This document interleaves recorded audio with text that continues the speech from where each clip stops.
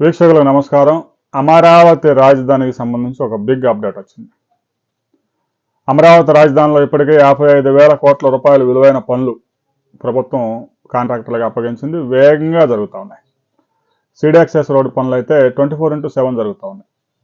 ఇప్పటికే మంతెన సత్యనారాయణ రాజు ఆశ్రమం దగ్గర ఆగిపోయిన సీడీ యాక్సెస్ రోడ్డుని ఉండవల్లి ప్రధాన రహదారి దగ్గరకు తీసుకొచ్చేందుకు 3 కిలోమీటర్ల స్ట్రెచ్ మరో 3 నెలల్లో కంప్లీట్ కాబోతా ఉంది. బకింగ్హామ్ కాలువ మీద స్టీల్ బ్రిడ్జ్ అత్యంత శరవేగంగా పూర్తి చేసేందుకు స్టీల్ బ్రిడ్జ్ నిర్మించబోతున్నారు. మరో 3 నెలల్లో ఓల్డ్ ముంబై రోడ్లోంచి నేరుగా అమరావతి రాజధానికి సీడీ యాక్సెస్ రోడ్డు నుంచి అమరావతి రాజధానికి వెళ్ళిపోవచ్చు. ఇక ట్రంక్ రోడ్లు 330 కిలోమీటర్ల ట్రంక్ రోడ్ల నిర్మాణం కూడా వేగంగా జరుగుతుంది. మరో 12 నెలల్లో అవి కూడా పూర్తవుతాయి.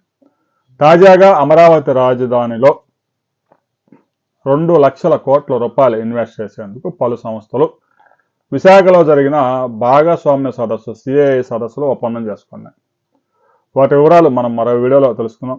అంతకంటే ముందు అమరావతి రాజధానిలో క్రీడానగరంలో ఆల్ ఇండియా ఫుట్బాల్ ఫెడరేషన్ 12 ఎకరాల సువిశాల మైదానంలో ఫుట్బాల్ కోర్టు ఏర్పాటు చేయబోతా ఉంది. ఫుట్బాల్ స్టేడియం దాదాపు 250 కోట్ల రూపాయల ఖర్చుతో ఫుట్బాల్ స్టేడియం ఏర్పాటు చేయడంతో పాటుగా రాష్ట్రంలో ఉన్న పీఈటీలందరికీ అక్కడ ట్రైనింగ్ ఇవ్వడం, విద్యార్థులకి ఫుట్బాల్ పట్ల ఆసక్తి పెంచడం, వ్యాయామం వల్ల ఉపయోగాలు, దీనికి సంబంధించి మొత్తం వ్యాయామ విద్యకు సంబంధించి కూడా అక్కడ శిక్షణా కార్యక్రమాలు ఏర్పాటు చేసేందుకు కావలసిన సదుపాయాలు కూడా ఆల్ ఇండియా ఫుట్బాల్ ఫెడరేషన్ ఏర్పాటు చేయబోతాం.